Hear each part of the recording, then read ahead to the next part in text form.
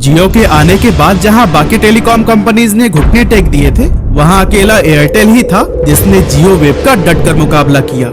ये वो समय था जब ना तो बीएसएनएल के लिए सरकार का सपोर्ट काम आया और ना ही यूके की one of the largest company होने के बावजूद वोडाफोन सरवाइव कर सका। ऐसे में सबको लगा कि एयरटेल भी जियो की उस आंधी को ज्यादा समय तक नहीं झेल पाएगा। लेकिन जब किसी कंपनी का फाउंडर सुनील मित्तल जैसा इंसान हो तो वो भला डूब कैसे सकती है। साइकिल के पार्ट्स बेचने से लेकर जनरेटर सेल करने और टेलीफोन असेंबल करने तक उन्होंने अपने संघर्षों को पार कर जो मुकाम हासिल किया वह किसी भी इंसान को मोटिवेट कर सकता है। तो चलिए आज हम जानते हैं सुनील मित्तल की वो इंस्पिरेशनल स्टोरी जो न केवल एक बिजनेस टाइकून बनने तक की है बल्कि उस जज्बे और संघर्ष की भी है जिसने एयरटेल को आज इस मुकाम तक पहुँचाया। तो दोस्तों, सुनील मित्तल की कहानी स्टार्ट होती है 1957 से, जब कांग्रेस पार्टी के जाने माने नेता और सांसद सतपाल मित्तल के घर एक बेटे का जन्म होता है जिसका नाम रखा जाता है सुनील भारतीय मित्तल। अब फैमिली बैकग्राउंड को जानकर आपको लग रहा होगा कि सुनील की लाइफ कितनी आसान रही होगी ना, लेकिन रुकिएगा क्योंकि उन्हें अपने लाइफ के हर स्टेज पर ऐसे ऐसे प्रॉब्लम्स का सामना करना पड़ा कि शायद कोई और होता तो हार मान लिया होता। असल में सुनील मित्तल ने अपने लिए एक अलग ही सपना देखा था। वो पापा की तरह एक पॉलिटिशियन नहीं बल्कि बिजनेसमैन बनना चाहते थे। इसीलिए 1976 में पंजाब यूनिवर्सिटी से ग्रेजुएशन करने के बाद सिर्फ 18 साल की उम्र में उन्होंने अपना पहला बिजनेस शुरू कर दिया। और पता है वो भी किस चीज का बिजनेस? बहुत छोटे लेवल पर बाइसिकल पार्ट्स बेचने का। और इसके लिए भी उन्होंने अपने पिता से 20,000 रुपए उधार लिए थे। अब यह सुनील मित्तल का पहला बिजनेस था। ऐसे में ना तो उन्हें मार्केट की सही जानकारी थी और न ही कॉम्पिटिटर्स की, इसीलिए शुरुआत में उन्हें काफी डिफिकल्टीज फेस करनी पड़ी। लेकिन धीरे धीरे उन्होंने बिजनेस की बारीकियों को समझना शुरू कर दिया, जिससे थोड़े ही टाइम बाद उन्हें इस इंडस्ट्री की डीप अंडरस्टैंडिंग हो गई। लेकिन अब उन्हें यह भी अंदाजा हो गया था कि इस काम में मार्जिन बहुत कम है और ग्रोथ की अपॉर्चुनिटीज भी काफी लिमिटेड। ऐसे में ये बिजनेस उनके सपने को उड़ान बिल्कुल भी नहीं दे सकता था। इसीलिए उन्होंने अपने इस बिजनेस को बंद करके कई अलग अलग बिजनेसेस में हाथ पैर मारे, लेकिन किसी में भी उन्हें कुछ खास सफलता नहीं मिल पाई। और फिर इतने सारे फेलियर्स के बाद अब सुनील मित्तल निराश होने लगे थे।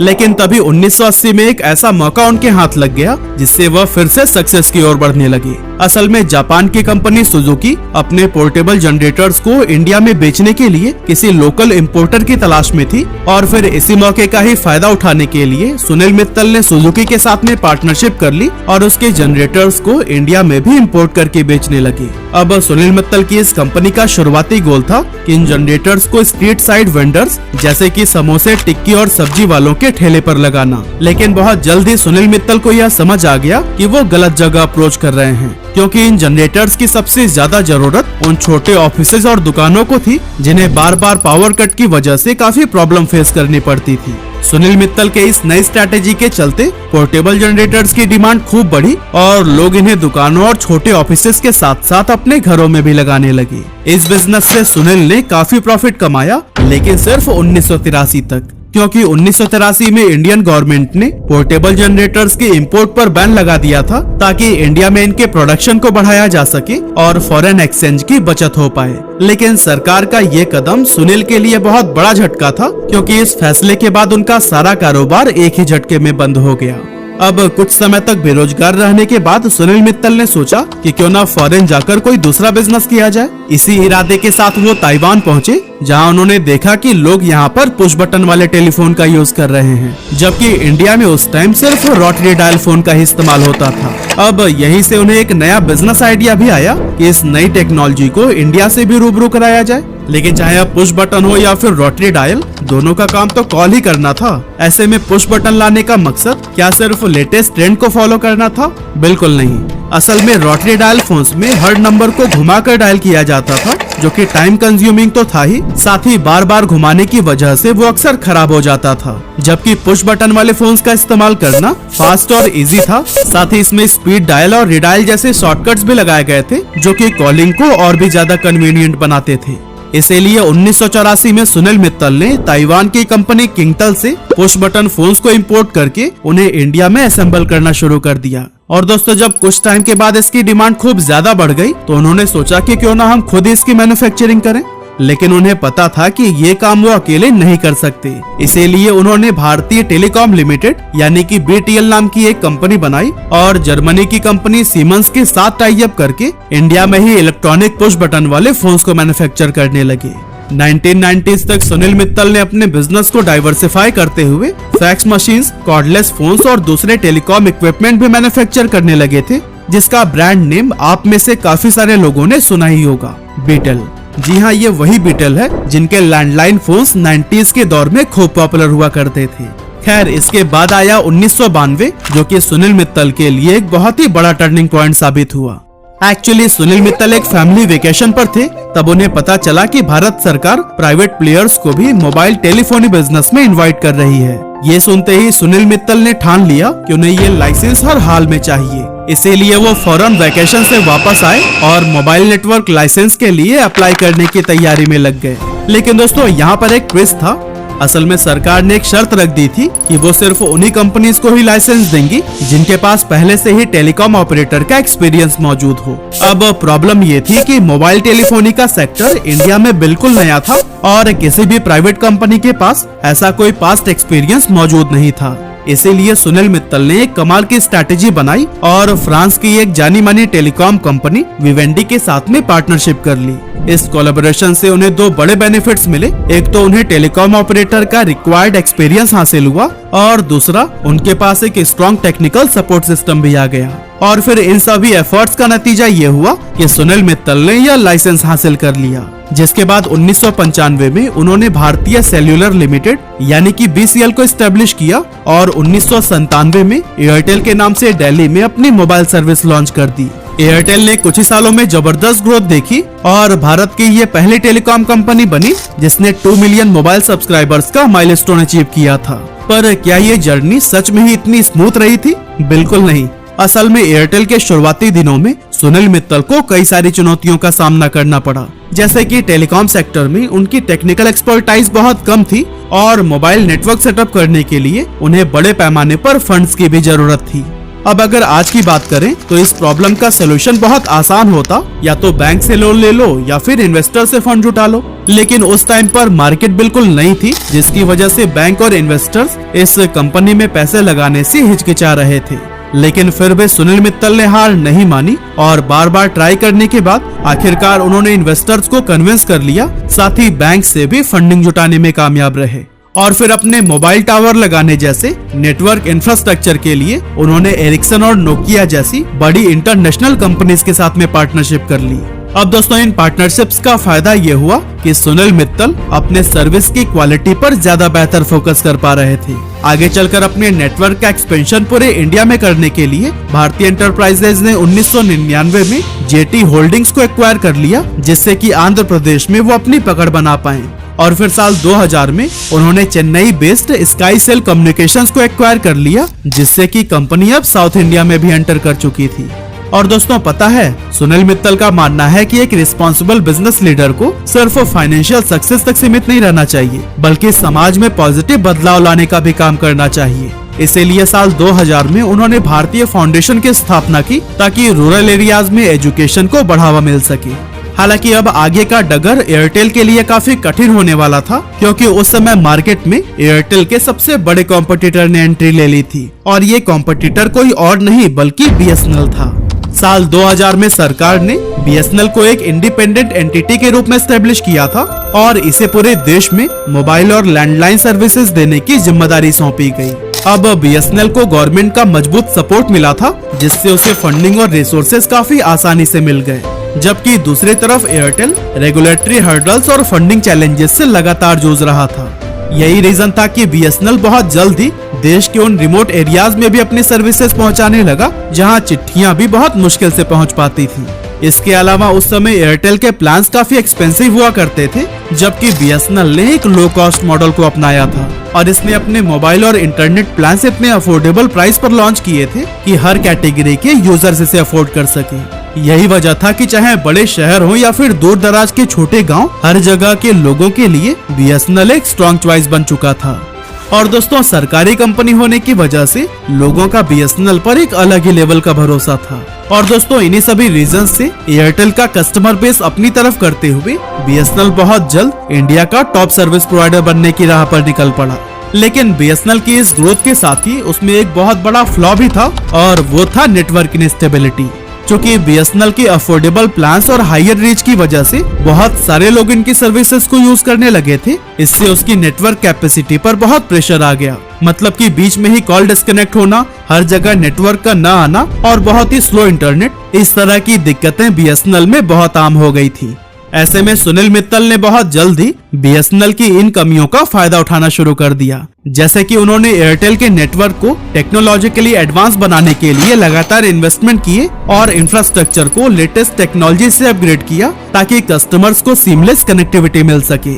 इसके अलावा एयरटेल ने कस्टमर फर्स्ट अप्रोच के तहत एक सेंट्रल हेल्पलाइन नंबर और 24/7 सपोर्ट सिस्टम शुरू की, जो कि उस टाइम के लिए एक बड़ा गेम चेंजर साबित हुई। लेकिन दोस्तों इन स्ट्रेटेजीज पर काम करते हुए भी कभी भी सुनील मित्तल अपने एक्सपेंशन के ड्रीम को नहीं भूले थे। पर इस एक्सपेंशन के लिए उन्हें बहुत सारे पैसों की जरूरत थी।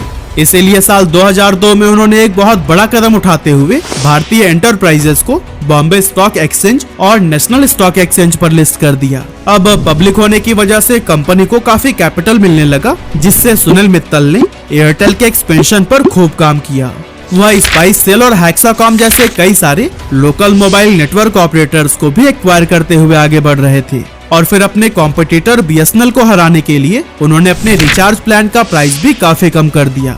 अब दोस्तों अगर एक फास्ट और स्टेबल नेटवर्क किफायती दाम पर मिल रहा हो तो भला उसे कोई क्यों नहीं अपनाता। इसीलिए शहरों के साथ ही गाँव में भी एयरटेल का एक स्ट्रॉन्ग कस्टमर बेस बनने लगा।